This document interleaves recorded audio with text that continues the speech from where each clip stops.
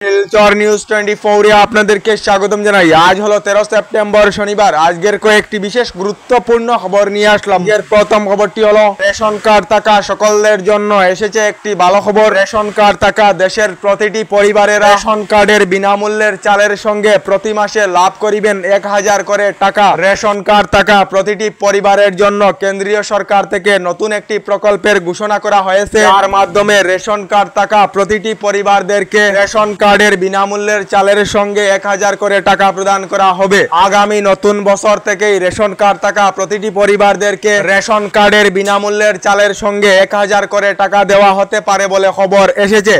এদিকে দেশ জুড়ে 1,17,00,000 রেশন কার্ড বাতিলের পথে রয়েছে। কারণ হলো আয়কর দাতারা অর্থাৎ করদাতারা আর রেশন কার্ডের বিনামূল্যের রেশন পাবেন না। দেশ জুড়ে 1,17,00,000 আয়কর দাতাদের রেশন কার্ড বাতিল করা হবে বলে খবর এসেছে। এদিকে আসামে আবার এনআরসির ভেরিফিকেশন অর্থাৎ পুনরীক্ষণ হবেই। সরকারের সর্বোচ্চ ক্ষমতা প্রয়োগ করে করা হবে এনআরসির সংশোধন ঘোষণা রাজ্যের মুখ্যমন্ত্রী ডক্টর হিমন্ত বিশ্ব শর্মার।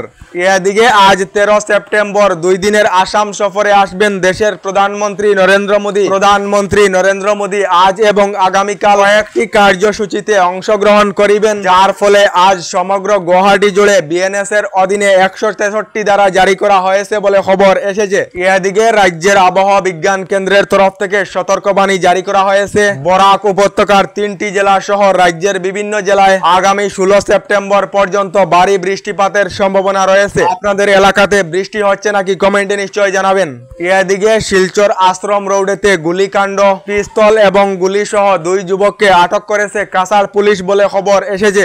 এদিকে বিদ্যুতের গ্রাহক সকলদের জন্য এসেছে একটি বিশেষ খবর। আজ রাজ্যের বিভিন্ন জেলার বিভিন্ন এলাকায় বিদ্যুৎ পরিষেবা বন্ধ থাকিবে। আজ শিলচর শহরের বিভিন্ন এলাকায় বিদ্যুৎ পরিষেবা বন্ধ থাকিবে বলে খবর এসেছে।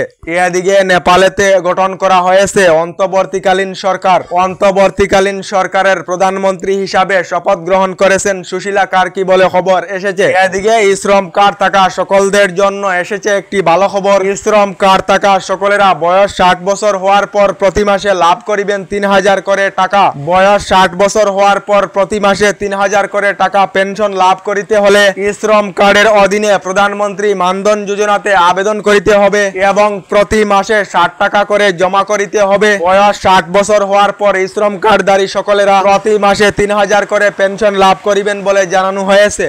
এদিকে রাজ্যের লাখ লাখ মহিলাদের জন্য এসেছে একটি ভালো খবর। হাতে মাত্র কয়েকটি দিন রয়েছে। রাজ্যের লাখ লাখ মহিলারা লাভ করিবেন 1250 টাকা করে। আগামী 17 সেপ্টেম্বর প্রধানমন্ত্রী নরেন্দ্র মোদীর জন্মদিনেতে রাজ্যের লাখ লাখ অরুণোদয় প্রকল্পের হিতাধিকারীদেরকে 1250 টাকা করে দেওয়া হবে। অরুণোদয় প্রকল্পের নতুন পুরাতন সকল হিতাধিকারীদেরকে টাকা প্রদান করা হবে বলে জানানো হয়েছে।